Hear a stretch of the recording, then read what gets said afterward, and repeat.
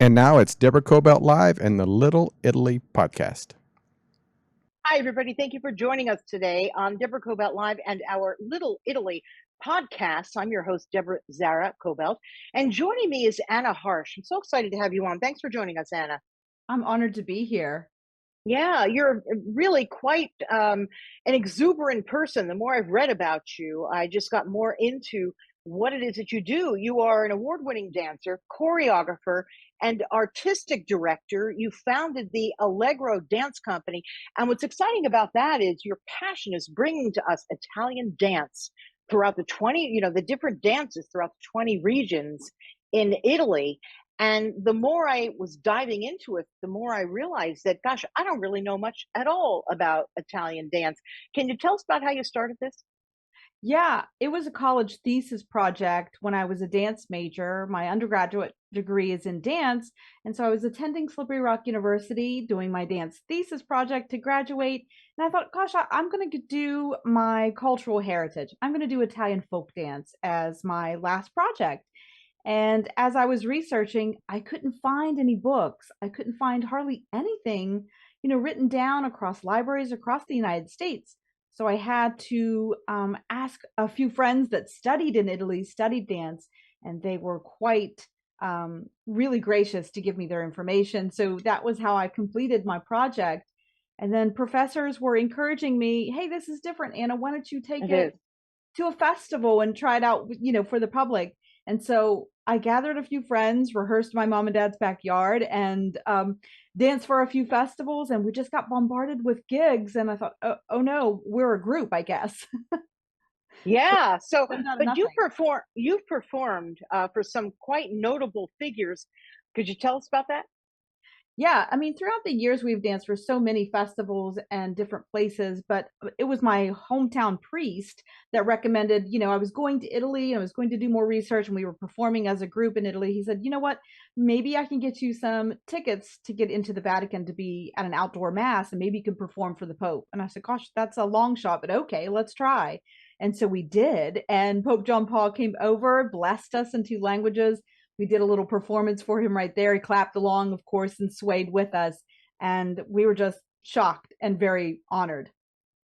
Wow. So you were performing. It wasn't really even planned, or was it? No, You were. Wow, that's pretty exciting. I'm going to try that.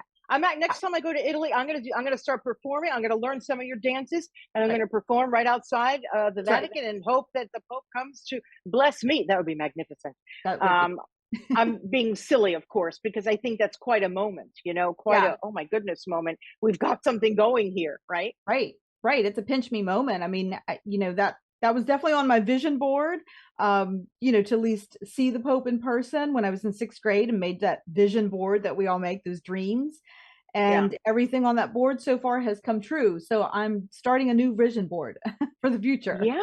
Oh, absolutely. You must. So you come from an artistic family, right? Tell us about the arts that your family is involved with. And then, of course, tell us where they're from in Italy. We want to know the whole package. Yeah, I mean, my grandparents all came from Calabria, the bottom of the boot, the toe of the boot. And so all four grandparents came from Calabria, had arranged marriages and came in the early 1920s and established themselves in West Virginia and worked in the coal mines. They both my Wow. grandfathers played mandolins and sang. And of course, my parents loved music. And then, as we started digging into our heritage and genealogy, we found out that on my mom's side, over 500 years worth of generations have been artists, singers, dancers, Wow. musicians. Yeah, so it runs in our blood, it's in our DNA. Yeah, that's magnificent. As you started doing your research in the various regions, did you look up local people that were there? Did you go into dance halls? Like, how did you do this? Plus, I know that you may not be fluent, or were not fluent in the language at the time, so that wasn't so easy, right? It's not easy. I'm still studying my Italian. I'm not the best at it. I'm really messy with it, but I'm practicing. And that's what my family tells me in Italy: keep practicing, you're doing great. Yeah, we yeah. you know we understand each other, but it's friends of friends, that kind of guide me. Oh, hey, I know someone that teaches, or hey, let's try this dance studio. And so I've learned to find these people in different ways. And yeah, I've studied in 4 or 5 different regions now with beautiful instructors, amazing teachers that not only teaching me the steps and the dances, but the heritage and the history behind it, the stories that go along with the dances, that the dances tell these stories, and they're so beautiful and so amazing. And some are dating back over 2,000 years. Wow, can you give us one or two as an example, would you? That's Sure. pretty exciting, right? Especially this is new for you. When something's new and you're studying something and you're embarking upon a new journey, it's like, wow, I mean, eyes wide open, right? Right. I mean, as family, you do the tarantella. Everybody says the tarantella, right? At family weddings, events, and things like that, you make a circle and you hop on one foot to the other. The arms might be outstretched, and you might shake a handkerchief. But I thought, well, what does that really mean? What is all of this about? And then as I was studying it more in depth, tarantella is a genre of dances, a genre of Mm. music. And so around 7 of the 20 regions do a variation of the tarantella. So, for example, in the Campania region, they have a beautiful dance called tamariata that has dances with castanets, or nacchere, we call them nacchere in Italian. They dance with castanets. And so this Wow. dance is like earthy and vibrant and giving praise and honor to the earth and all of the grains that it gives us, praise to the sky for the rain and the sun that, you know, builds our crops, and so we can have that harvest. So it's like a blessing, and it's a prayerful dance, and they use it for processions as well. Wow. You know what? I had no idea. Everyone who goes to an Italian wedding, an Italian festival, there's always the, come on, hum it with me. Dun, Right. dun, dun, dun, dun, dun, dun, right? I mean, Right. everybody's doing that one. So you're telling me there's many variations on that. Yes, the music is completely different. There's Wow. variations. I even have a drum that I bought recently in Puglia that it's handmade, and I'm learning how to play that properly now. It's called a tamburo, a drum. So tamariata is a dance of the drum. That's what it was originally Wow. called, and tamariata is the name of the dance and the rhythms. So I got a chance to really study and dig deep into that, and not only that, but just the heritage and the surrounding heritage and history around each region that really affects how I understand the dance. Well, what was going on in history at the time? And what Hmm. were the people doing? So it helps me understand the dances and get a little deeper into each movement. You know, there really is a history behind everything if we Yeah. look into it, right? Including from our own country here, from the Native Americans, the beautiful dances that they had and have to this day. And, you know, you look at Italy and you don't really realize that. We just have a few that at least I know from my family. But the fact that you're bringing all this to us, it's a whole new thing to learn for us as Italians and Italian Americans.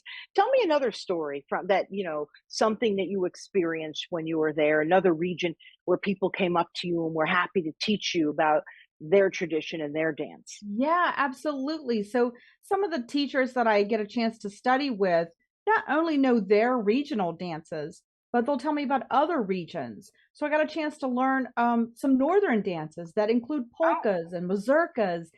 As you travel north up the boot, the posture changes. It's very upright and it's very hmm. polished and ballroom-esque. Waltzes, Interesting. polkas, mazurkas, and so you're going to find that in the North, and they have a French influence or a Swiss influence or maybe even a German influence.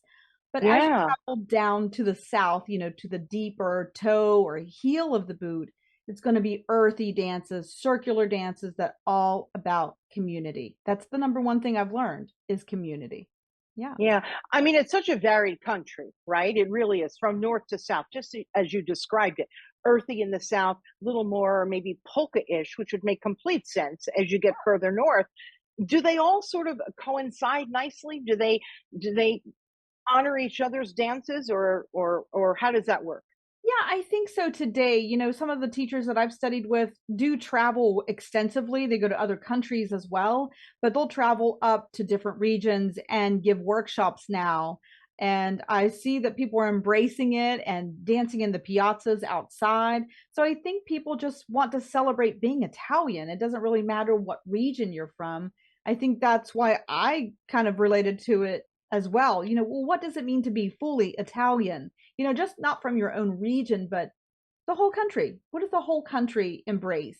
How do we go from head to toe, literally, and find out what's the food like? What is the wine like? The music, the dance, the artwork, and why it has those influences, maybe from different regions and countries that sprinkle into each region. It's interesting.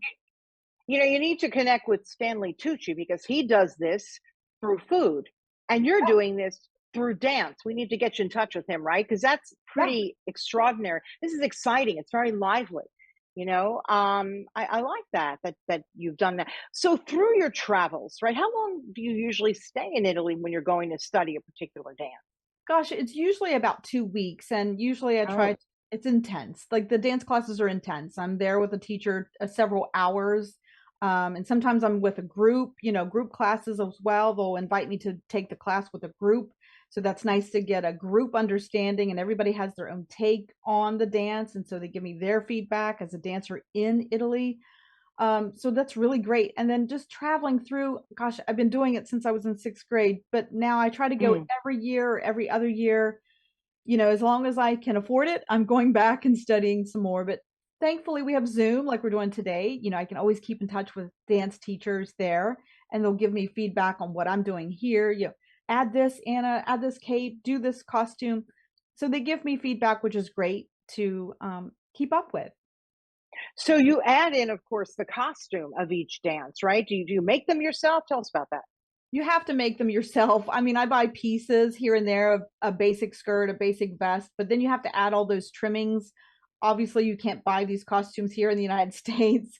Yeah. So I have to sew. I've learned how to sew throughout the years and do a little bit on my own, or I hire someone to help us make these costumes. I do choose lighter fabrics because the original fabrics, usually in the further south, is very heavy and wool Yeah. or really heavy, and that we would just die if we wore those here at the Yeah. festival. We would just be fainting all the time. But we try to do Yeah. lighter fabrics and have the same look or feel to the costumes that they would once wear, for sure. Yeah. Now you have a dance company, and I know that you are out of Pennsylvania. How do you manage getting everyone together to go perform? Because you perform at festivals throughout the country, right? Internationally as well. How do you put it all together? That's not so easy. It's not easy. I wear a lot of hats. It's a lot of organization for sure, a lot of lists, as I talk in my books, a lot of lists and lists of lists. But we do rehearse via Zoom sometimes, and then we get together in person once or twice a month because Oh, everybody okay. knows the basic steps, and we put everybody together. And it's a great way to see, strangers really become friends the moment that they hold Mm. hands to become a partner and dance with the company. And we travel all over to perform, wherever we get asked, if they can afford to fly us somewhere or drive us somewhere, to show up and perform at a festival or event, celebrations, we'll go anywhere. I've done a lot of different things on my own as well to teach workshops for dance companies or other dance studios or university dance departments. So we do a lot. I wear a lot of hats, but slowly, step by step, as we say, we improve each time and we get it together, and we really love performing on the road. Would you say this is a passion of yours? Yeah. And if there was another word beyond passion, I think that's what I have at this point. It's maybe obsession. That's beautiful though, because that drives us, doesn't it? Yeah, it does. I want to preserve these for the next generation because when I was trying to look up this information, it didn't exist. So I want the Anna of the future to have this knowledge and find it easily. So, Hmm. Are young people taking to this? And are you going to schools and getting the really young ones interested? Tell me about that. yeah, my alumni that had danced with me at the beginning now have children that they are Oh, wow. interested in. So we're calling them petite Allegro, the next generation. Okay. And they do dance with us, and we try to do workshops at schools and other events. And that's the reason why I wrote my books, because now I can put it in their hands and they can read about these dances and ask the questions that I asked myself as a young dancer so they can think about their future. Magnificent. Absolutely wonderful. Um, Tell me a little bit about the documentary, because you also have written two books. We're going to get into that, but you've done a documentary on this great passion of yours. Tell us about it. Tell us about that. What's it called? And Right. how can people take a look at it? I don't believe it's on YouTube yet, But tell Right. us about the documentary. We're working on that. Next year Yeah. marks our 10th anniversary of this documentary. It was something that I wanted to produce on my own. It wasn't easy, of course. So I No. had a little bit of help with a local library that helped me get a grant to help hire someone to edit and that sort of thing. My brother did the music for the whole documentary. He's a musician, so he wrote music for the whole documentary. And of course, it's edited clips of all the festivals that we've gone to and interviews I've done with dance teachers in Italy, some video footage of Italy. And I wanted again to leave those dance prints, those footprints in the future behind for the next generation. So you can find it in libraries across the United States and Oh, Canada, good. as well as the University of Calabria has a copy, and Oh, I believe the NIAF has a copy as well. So I am trying to get it out there and into schools and into universities, but you can request it from me, and I'll send you a digital copy so that you can show it to your students or show it and have it in your libraries and locally across the United States for sure.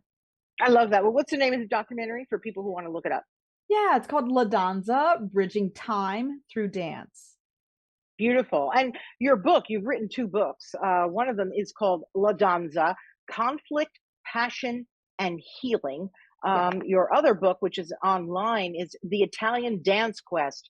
Now, this one, the paperback version, Conflict, Passion, and Healing. What is that about? Is that about healing through dance? Tell us. Yeah, those were the themes that I kept finding or coming across when I was studying these dances from the South. So if they might have been about battles. There's a Tamariata Mm, variation that is about a battle. It wow. could be about passion that you have for one another. That's the pizzica from Puglia, that tarantella. And then Mm, the healing rhythms, the bite of the spider is why the tarantella exists, right? And we would do these dances to heal ourselves or rid of the poison of a spider bite. So those are the themes that I kept coming across. And then I talk about the themes of my own life, conflict, passion, and healing process that we all kind of relate to and we all go through in life. yeah. Tell us about a moment in time in your life that this really helped get you through, would you? Ooh, gosh. Getting through college as a dance major wasn't easy. Mm, But I think dance really does bring you joy, lets you express your emotions, and just brings a little something to the audience. And so you feel like, oh, I'm giving you a gift, the audience. And so I think that's how dance has helped me for sure. For sure. yeah. Tell me about growing up. What was your household like? Was it a typical Italian back east household, like Jersey, New York, Pennsylvania kind of household? Lots of food going on, talking, or dance in your case? Tell us about that. Yeah. There was always music and dance. Of course, Mm, those Sunday dinners, but that was every night. I don't know if people do family dinners anymore, but we still sit down as a family. At least my husband and I do, as well as the dancers when they come to rehearse. We sit down as a family after rehearsal and have dinner together. That's still a practice that I do, of course. And making those traditional dishes, the baking, the dishes at, Christmas Eve, the fish, of course. Oh gosh, the fish, the smell of the fish, right, for Christmas Eve. All of those practices, growing up like that, absolutely typical. When you go to grandparents' house, you speak Italian. When you come home, you speak English. So, yeah, yeah, absolutely. So you always took to this then, right? It's not because I know as a kid, whatever was traditional, I sort of turned away from it, right? If they were making the 11 fishes, actually, not even seven, I would be like, why do you have to do that? As a kid, a very young kid, I almost just looked the other way, not really understanding their tradition. And a lot of young people did that, yeah, especially when our parents and grandparents were, freshly um, off the boat, as we like to say. And a lot of times we were like, no, we're American. And then as we get older, right, we learn to appreciate each and every bit, each and every dish, right. the way they speak, right? Like my mom would say that she spoke Napolitan. Oh, Um, and I would be like, well, what's that? It's Italian, right? And then she'd try and teach me, the different dialects throughout Italy. And the older we get, the more we appreciate it. And I like the fact that you're making this fresh so that young people can really appreciate, our culture over there in Italy, right? right. Yeah, I try to make it a little more contemporary. Throughout our show performances, not only do we do these authentic dances, but then I bring something that's modern, maybe some contemporary music that Italians are listening to, and we might choreograph a modern piece or a jazz number or a ballroom piece. I also have a singer that does opera in our show. So we try to Oh, make it a little more contemporary, that something today, somebody today can relate to. Um, and we bring stories through these contemporary movement or modern dance, ballet, jazz, even tap dance. And we tell stories about the history of Italy, or, just a small pinch of the traditions in a weird, new, fresh way, so that the next generation can relate to it for sure. yeah. Now, this is not all that you do, right? You also do voice. Can you tell us what else did you do, and that what else did you do in terms of dance and other artistic endeavors that you're involved with? Sure. Besides writing, I do a lot of choreography. I'm working on musicals constantly. I do 3 or 4 musicals for community people, high schools, universities. I do a lot of choreography for that. And then I also have my own podcast, the Dance Floor podcast, where I interview dancers that give advice and tips for the next Oh, I like that. generation, so that we can just grow as dancers and performers, and keep learning. And that's our method, is to keep learning, not be stagnant with your information, just keep learning and growing and researching, so that we can just become better and better each time we take the stage. So those are some other things besides my books and the documentary and performing and choreographing. I do a podcast every other week, and it's called The Dance Floor. The Dance Floor podcast. I want to make sure that people can look that up. Where can they find that, by the way? Is it an audio, a video Yeah, podcast? What is it?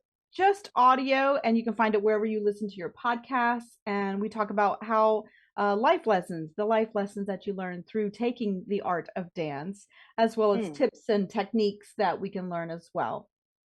I love that you told me off the air that you're working on or recently done a musical SpongeBob, right, in the theaters. Right. I just thought, wow, that's kind of interesting, because I think of you as all things Italian, all things Italy. And when you said SpongeBob, I thought, well, no, she really is a very varied performer, right? Could you tell us about that production? Yeah, that's going on in Moundsville, West Virginia at the Strand Theater. And so it's 6 weeks that we're with this cast. I'm choreographing the whole show. And so, yeah, musical theater has always been in my blood a little bit. My mom and I used to watch musical theater on television as well. Ginger Roger, Fred Astaire, of course, those black and white days. I was just obsessed with it. And so SpongeBob, the musical, came about, and they asked me again to come back and be the choreographer for it. And I was thrilled because it has so many different dance styles that I'm tapping into: jazz, hip hop, tap, everything, chorus line, like you name it. There's different dance styles in this musical. So I get a chance to really wear lots of hats as a dancer and choreographer, and make the show just fun and amazing for families to come out and enjoy for sure. Do you have a bucket list, like something you really, really want to do or really want to perform? You want to perform for or perform at? Is there anything you'd just love to do? Yeah, I think next year, and I think it's going to come true. I'm hoping, but I think I'm going to go Mm. back to Italy and perform in Italy again, with some new dance teachers that I've embraced and made friends with. And so I think we're going to do a show together, and possibly have me in their show. So that's one of the things. And then I'm working on, of course, more writings in the future, and then a conference that I'd like to take across the United States, where I can teach others to become teachers of these different tarantellas and different Italian dances, so that they can pass it on to the future. And so it never dies in our country. We can keep doing these dances into the future. I mean, they're thousands of years old. We can't let the ball drop now, right? No, but because of the history that you put behind this, it'd be great for you to get in touch with some of the Italian American museums that are. I know we have a terrific one here in Los Angeles, Right. over in New York. I believe Yeah. there's one in New Orleans. They're sort of everywhere. So I'd love to see you, get in touch with some of those folks there to preserve the history there, and maybe perform there too. That'd be great. Oh, that would be wonderful. Presenting and doing some workshops. Absolutely. I mean, that's where it should live, right? We should have our Yeah. history museums, do a little bit of research on my group. And then I would love to offer the documentary, the books, and they can put it in their museum as well to be on display and have it access to the public. We have been Yeah. honored at my own hometown in Clarksburg, West Virginia, their history museum. In fact, the mayor gave me this proclamation behind me, um, Oh, declaring, Allegro Dance Company Day, and we celebrated last year our 30th anniversary. So the mayor of wow. that town honored us as the company, and I got a chance to put some of our things on display at that history museum. So that was really an honor and great fun. Oh, I love your attitude. I love your spirit with preserving this for the rest of us. I really do.